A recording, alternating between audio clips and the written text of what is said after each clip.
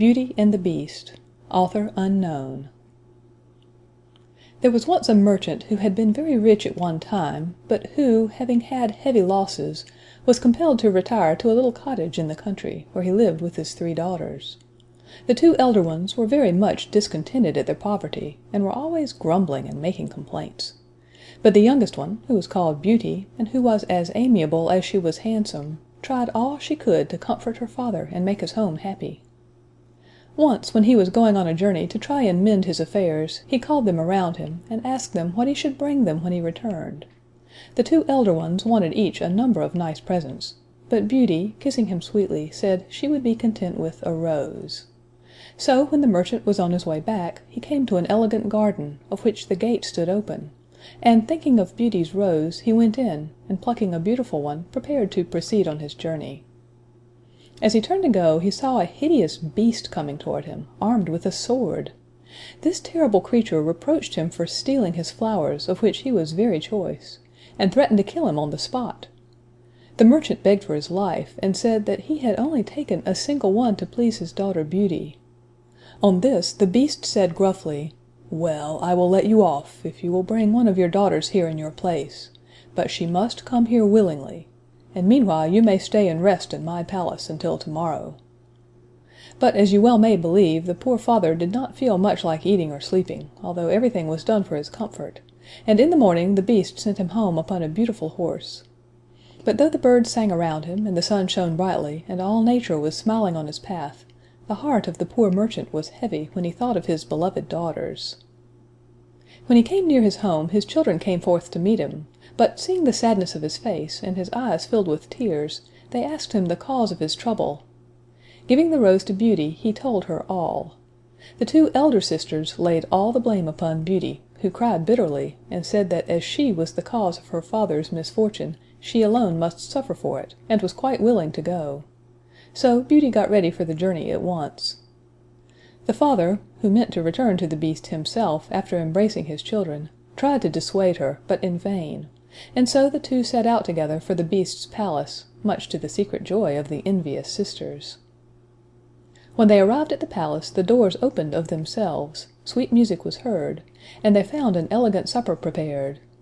As soon as they had refreshed themselves, the beast entered, and said in a mild tone, "Beauty, did you come here willingly to take the place of your father?" "Yes, sir," she answered in a sweet but trembling voice. "So much the better for you," replied the beast. "Your father can stay here tonight, but he must go home in the morning." The beast then retired, giving Beauty so kind a look as he went out that she felt quite encouraged. The next morning, when her father left her, she cheered his heart by telling him that she thought she could soften the beast's heart, and induce him to spare her life. After he was gone, she entered an elegant room, on the door of which was written, in letters of gold, "Beauty's room." Lying on the table was a portrait of herself, set in gold and diamonds, and on the wall these words, "Beauty is queen here. All things will obey her."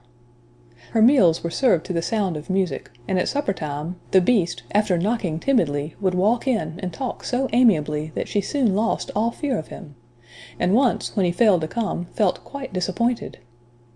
At last, one night, he said to her, "Am I so very ugly?"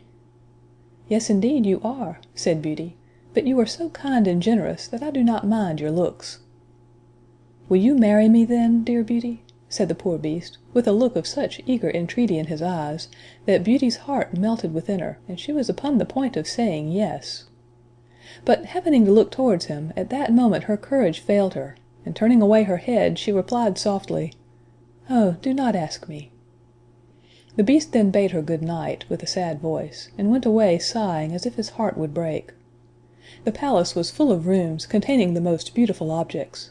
In one room she saw a numerous troop of monkeys, of all sizes and colors. They came to meet her, making her very low bows, and treating her with the greatest respect. Beauty was much pleased with them, and asked them to show her about the palace. Instantly 2 tall and graceful apes, in rich dresses, placed themselves, with great gravity, one on each side of her, while 2 sprightly little monkeys held up her train as pages. And from this time forth they waited upon her wherever she went, with all the attention and respect that officers of a royal palace are accustomed to pay to the greatest queens and princesses. In fact, Beauty was the queen of this splendid palace. She had only to wish for anything to have it, and she would have been quite contented if she could have had some company, for except at supper time she was always alone. Then the Beast would come in and behave so agreeably that she liked him more and more. And when he would say to her, "Dear Beauty, will you marry me?" in his soft and tender way, she could hardly find it in her heart to refuse him. Now, although Beauty had everything that heart could wish, she could not forget her father and sisters. At last, one evening she begged so hard to go home for a visit, that the Beast consented to her wish, on her promising not to stay more than 2 months. He then gave her a ring, telling her to place it on her dressing table when she wished either to go or return, and showed her a wardrobe filled with the most elegant clothes, as well as a quantity of splendid presents for her father and sisters. The poor Beast was more sad than ever after he had given his consent to her absence. It seemed to him as if he could not look at her enough, nor muster courage to leave her. She tried to cheer him, saying, "Be of good heart, Beauty will soon return." But nothing seemed to comfort him, and he went sadly away. Beauty felt very badly when she saw how much the poor Beast suffered. She tried, however, to dismiss him from her thoughts, and to think only of the joy of seeing her dear father and sisters on the morrow. Before retiring to rest, she took good care to place the ring upon the table, and great was her joy on awaking the next morning to find herself in her father's house with the clothes and gifts from the palace at her bedside. At first she hardly knew where she was, for everything looked strange to her, but soon she heard the voice of her father, and rushing out of the room threw her loving arms around his neck. Beauty then related all the kindness and delicacy of the Beast toward her, and in return discovered that he had been as liberal to her father and sisters. He had given them the large and handsome house in which they now lived, with an income sufficient to keep them in comfort. For a long time Beauty was happy with her father and sisters, but she soon discovered that her sisters were jealous of her, and envied her the fine dresses and jewels the Beast had given her.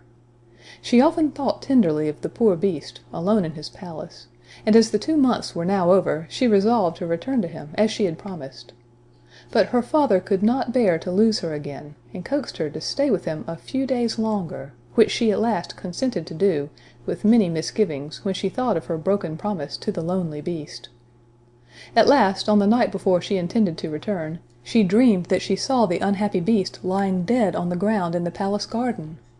She awoke all trembling with terror and remorse, and leaving a note on the table for her dear father, placed the ring within her bosom, and wished herself back again in the palace. As soon as daylight appeared, she called her attendants, and searched the palace from top to bottom. But the Beast was nowhere to be found. She then ran to the garden, and there, in the very spot that she had seen in her dream, lay the poor Beast, gasping and senseless upon the ground, and seeming to be in the agonies of death. At this pitiful sight, Beauty clasped her hands, fell upon her knees, and reproached herself bitterly for having caused his death. "Alas, poor Beast!" she said. "I am the cause of this. How can I ever forgive myself for my unkindness to you, who were so good and generous to me and mine, and never even reproached me for my cruelty?"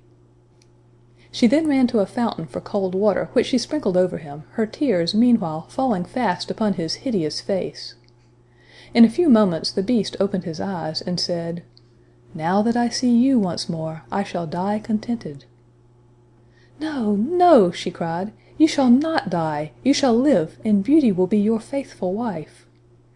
The moment she uttered these words, a dazzling light shone around, the palace was brilliantly lighted up, and the air was filled with delicious music. In place of the terrible and dying Beast, she saw a young and handsome Prince, who knelt at her feet, and told her that he had been condemned to wear the form of a frightful Beast, until a beautiful girl should love him in spite of his ugliness.